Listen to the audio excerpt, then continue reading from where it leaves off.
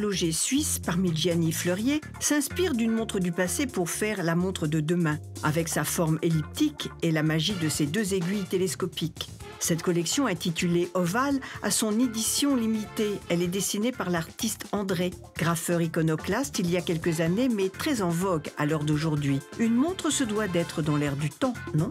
C'est lié une amitié entre Parmigiani et puis l'artiste, tout naturellement, par le biais de Navarro. Et je pense que les choses importantes de la vie, finalement, elles arrivent comme ça, naturellement, d'une façon extrêmement simple, même pour aboutir sur quelque chose qui peut être même complexe. C'est une édition limitée à 10 exemplaires. On est en train de faire évoluer la marque de façon contemporaine en s'inspirant du passé. Et ça, pour nous, c'est le fondamental de la marque. C'est ce qui fait la richesse de cette marque, c'est de pouvoir s'inspirer de tout ce qui a été fait de miraculeux, je dirais, dans l'horlogerie ces 300 dernières années, pour essayer de façon contemporaine, de les interpréter de façon contemporaine, pour faire plaisir à des consommateurs actuels. Vous avez sûrement déjà rencontré Mister A, le personnage d'André dans les rues de Paris et d'ailleurs. C'était un challenge un peu de dessiner, moi qui ai l'habitude de faire des grands dessins, de devoir faire des toutes petites, comme des miniatures, de venir intervenir sur un de leurs cadrans. Donc il y a plusieurs choses. Il y a Monsieur A, qui est mon alter ego, et que je dessine tout le temps depuis des années et qui m'accompagne dans toutes mes aventures.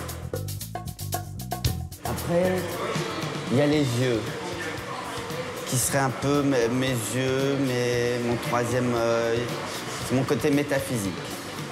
Je regarde ce qui se passe un peu derrière, au-dessus, c'est au-delà de la réalité. Et puis il y a mon nom, au cas où j'oublie comment je m'appelle. Et puis d'où je viens, Paris, comme ça vous me renvoyez. Voilà. Et puis on retrouve un peu mes couleurs, qui sont des couleurs que j'utilise un peu tout le temps. Déjouant les codes de la haute horlogerie, ce cadran original contraste tout en restant fidèle aux codes et aux finitions de la maison. Le client un peu sophistiqué, avec un peu de culture, il est cultivé, il est effectivement plus exigeant. Il est plus exigeant à 2 choses. D'abord, il veut des choses originales, il veut des produits originaux, il veut des produits où la créativité est importante, et il veut des produits rares, c'est-à-dire des produits qui ne sont pas produits en gros volume, pour ne pas avoir le même produit que tout le monde. C'est dans l'incroyable Villa Navarra, lieu unique entre habitation et galerie d'exposition, que Parmigiani Fleurier présente sa collection. Cette montre, qui est une montre, je dirais, un peu plus culturelle, on s'est dit, tiens, l'endroit idéal pour présenter cette montre, c'est chez Enrico Navarra, ici, au MUI. Et puis, ça s'est fait très vite, hein. Un lieu rare, pour des personnes rares, et surtout, ça c'est personnel, je trouve que cette montre, c'est une montre du soleil. C'est une montre du soleil parce que c'est une montre qu'on voit bien portée par des gens qui habitent au bord de la mer, qui sont au soleil, qui sont en Amérique latine. Je vois plus nos clients là que dans le nord de l'Europe. Ce qu'il y a d'intéressant, c'est que, voyez-vous, cette galerie aussi, elle est totalement intégrée dans un endroit qui n'a, on pourrait dire à première vue, rien à voir. Hein, mais quelque part, c'est aussi savoir choquer, savoir marquer, savoir se différencier. Je pense que tout ça, ça aide à faire avancer l'art. Entre ancrage et créativité, d'un geste, le ton est exalté.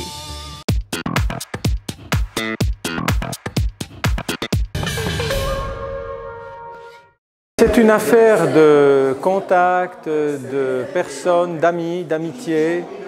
Il s'est lié une amitié entre Parmigiani et puis l'artiste, tout naturellement, par le biais de Navarro. Et je pense que les choses importantes de la vie, finalement, elles arrivent comme ça, naturellement, d'une façon extrêmement simple, même pour aboutir sur quelque chose qui peut être même complexe. Et le contact, on ne remplacera jamais le contact. Ce n'est pas tout à fait le même genre de contact qu'on a au travers des emails, évidemment, c'est entre quatre yeux, entre plusieurs personnes, naturellement. Ça aboutit, ça peut être très fort et ça aboutit à la réalisation d'œuvres d'art, à la réalisation de grands projets, des projets architecturaux. Comme voyez-vous, dans cette galerie qui est assez extraordinaire, elle est au milieu de nulle part, dans la forêt, dans la garrigue, très moderne. Elle coupe, elle tranche carrément avec ce milieu naturel, mais on y trouve quand même une proportionnalité, une harmonie qui est due, comme j'aime bien le dire, au travers du nombre d'or, au travers de toutes ces proportionnalités qu'on trouve également et qui résident dans la nature qui est notre maîtresse. Et un artiste est très sensible à ce genre de fil rouge, de cette relecture de la nature qui en fait nous amène à relire et à lire aussi l'architecture et la mise en forme, c'est-à-dire qu'une simple forme, un trait de crayon, une courbe naturelle qui est amenée par la main, finalement c'est le cerveau qui l'amène, mais c'est en fait par le prolongement de la main qu'on peut, suivant les personnes, elles ont cette touche assez extraordinaire de percevoir juste ce qu'il faut, mais pas trop, pour que ça soit beau.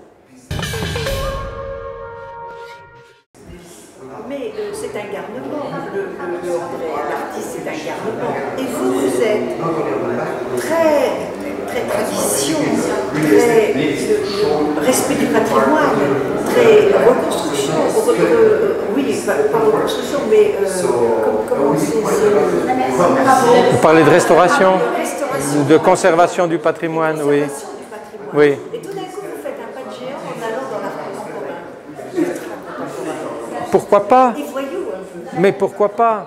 Pourquoi pas? Ce qu'il y a d'intéressant, c'est que, voyez-vous, cette galerie aussi, elle est totalement intégrée dans un endroit qui n'a, on pourrait dire à première vue, rien à voir.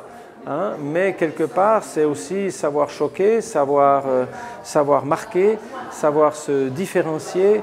Je pense que tout ça, ça aide à faire avancer l'art et les métiers d'art. J'étais flatté qu'ils viennent me demander de faire un graffiti pour leur précieuse montre. Et c'était un challenge un peu de dessiner, moi qui ai l'habitude de faire des grands dessins, de devoir faire des toutes petites, comme des miniatures, de venir intervenir sur un de leurs cadrans. Donc d'une part j'étais flatté, d'autre part j'ai dit je le fais mais j'aimerais avoir une montre pour moi. Donc voilà. Oui, non mais j'aimais bien, je me disais, j'aimais bien l'idée d'avoir, je ne l'ai pas encore, mais d'avoir une montre avec mes dessins et voilà.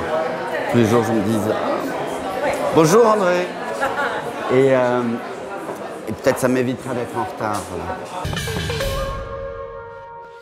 Quand on discutait ensemble de qu'est-ce qu'on allait faire pour la montre, on était là et je disais mais il faudrait une idée drôle et je disais, comme j'ai les boîtes de nuit, les barons un peu partout dans le monde, je disais, et on fait très peu de montres, il n'y en a que 10, je dis bah, les personnes qui auront la montre, ils pourront venir dans le club, ça sera le pass. Donc non, on s'est amusé, surtout on s'est bien entendu avec les personnes chez Parmigiani qui m'ont laissé très libre. Donc il y a plusieurs choses. Il y a Monsieur A, qui est mon alter ego et que je dessine tout le temps depuis des années et qui m'accompagne dans toutes mes aventures. Après, il y a les yeux, qui seraient un peu mes yeux, mais mon troisième œil. C'est mon côté métaphysique. Je regarde ce qui se passe un peu derrière, au-dessus. C'est au-delà de la réalité. Et puis mon nom, au cas où j'oublie comment je m'appelle. Et puis d'où je viens, Paris, comme ça vous me renvoyez. Voilà. Donc, voilà. Et puis on retrouve un peu mes couleurs, qui sont des couleurs que j'utilise un peu tout le temps. Ce projet-là, c'était vraiment pour me... Enfin, j'espère que ça fera plaisir aux gens, mais je me suis fait plaisir tout d'abord.